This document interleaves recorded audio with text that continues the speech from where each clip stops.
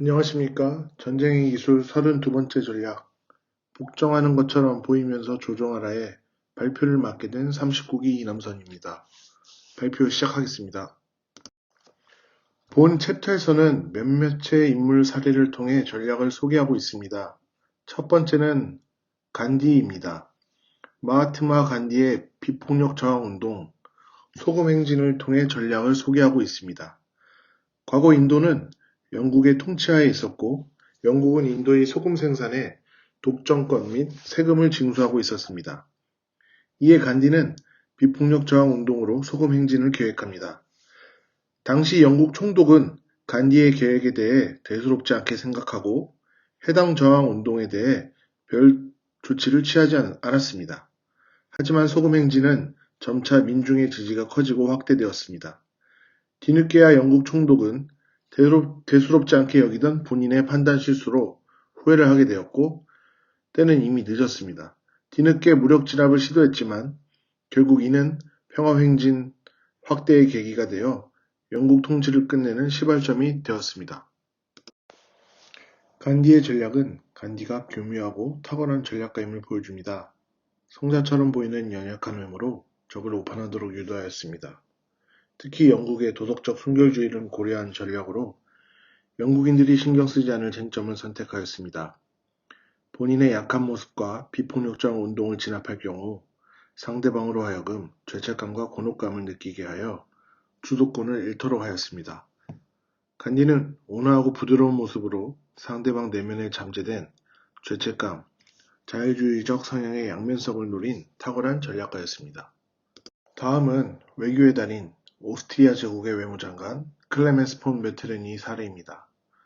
1820년대 초 유럽 열강이 제국에 편입된 도시국가에서는 혁명이 빈번히 발생했고 유럽 열강들은 혁명 및 급진주의에 반감을 가졌고 메테르니도 마찬가지였습니다. 이때 러시아의 차르 알렉산드르 1세는 러시아 중심의 기독교적 관계 형성을 목표로 유럽 군주국을 개혁하고자 하였습니다. 회의를 통해 의견을 피력하고자 하였으나 유럽 열강들은 내정 간섭은 현명하지 않고 회의는 불필요하다고 말하였습니다.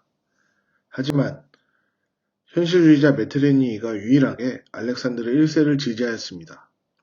사실 메테르니히의 우호적 자세는 알렉산드르 1세의 생각을 바꾸기 위한 전략이었고 러시아군이 개입이 없도록 하고 차르에게 혁명의 위험성을 인지시키고 자유주의 사상에 대해 후회하게 만들었습니다. 결국 메테르니히의 전략이 통하고 현상 유지를 할 수 있었습니다. 메테르니히는 자신의 공격성을 상대방의 눈에 띄지 않게 감추는 능력이 뛰어났습니다. 상대방에게 공감하고 동조하는 수동적 역할을 통해 상대방을 무장해제시키고 본인이 원한 것을 상대방에게서 얻거나 조정하는 전략을 사용하였습니다. 이를 통해 수동적 역할, 수동적 공격은 상대방을 공략하기에 효과적인 전략임을 알 수 있었습니다. 수동적 역할에 이어 수동적 공격에 대해 이야기해 보겠습니다. 수동적 공격도 수동적 역할과 비슷한 것을 알 수 있습니다. 크게 두 가지로 말할 수 있는데 두 가지의 얼굴로 움직여라. 큰 물을 가로막는 대신 물길을 돌려라. 이는 앞의 메테르니 사례처럼 실제 본인의 생각은 상대방과 다를지언정 상대방에게 공감하고 순응하며 상대방을 함부로 꺾으려 하지 마라 라고 이해해 볼 수 있습니다. 상대가 방심하고 무장해제를 한다면 결정적인 순간에 상대방을 공격하는 것입니다. 이런 양면성 때문인지 수동적 공격을 하는 자는 수동적인 동시에 공격적이라고도 합니다. 실제 이런 전략은 우리가 자주 보는 뉴스에서 정치를 통해 볼 수 있습니다. 정치인들이 겉으로는 화합하고 단결된 모습을 보여주지만 속으로는 본인들의 계산과 의도로 상대방을 공격하려는 모습들을 많이 볼 수 있습니다. 수동적 공격과 관련하여 두 명의 사례를 소개하겠습니다. IT의 국민적 영웅 장자크 데살린 장군은 프랑스군에 거짓 항복하여 프랑스군의 환심을 샀지만 별도의 군사훈련을 통해 프랑스군을 무찌르고 IT를 프랑스에서 해방시킨 장군입니다. 미국의 루스벨트 대통령 두 번째 임기 후에 세 번째 연임을 원했으나 세 번째 연임을 언급 시 권력 집착의 모습으로 비난을 받을 예상을 했습니다. 전당대회에서 뒤로 물러나 있었으며 당내 유력 후보가 없을 때 지지자로 하여금 본인이 노출되게끔 계획하였습니다. 원하지 않았지만 억지로 떠밀린 것처럼 대통령 후보가 되었습니다. 두 인물은 수동적 공격 계획을 통해 본인의 계획을 위장하였습니다. 하지만 이러한 수동적 공격은 적들이 속마음을 알지 못하도록 노력하여야 합니다. 즉, 양면성의 징후를 철저히 숨기는 노력이 필요한 전략임을 알 수 있습니다. 앞서 설명한 것처럼 수동적 공격은 상대방 공략에 효과적인 전략임을 알 수 있습니다. 하지만 우리 일상생활에서 상대방을 괴롭고 불편하게 하는 전략으로도 많이 사용되고 있습니다. 사회생활 중 한 번씩 느껴보셨을 수도 있습니다.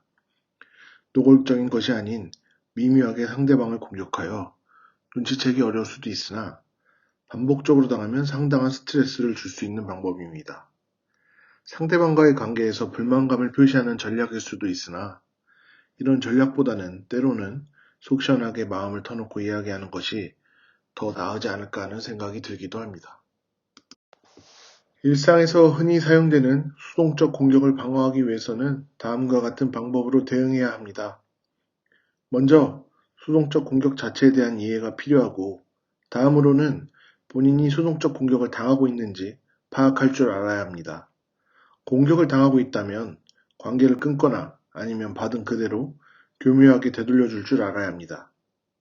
공격을 당할 것이 예상된다면 상대에게 여유를 주지 말아야 하고 항상 경계하여 공격 징후를 확인하고 대처해야 합니다.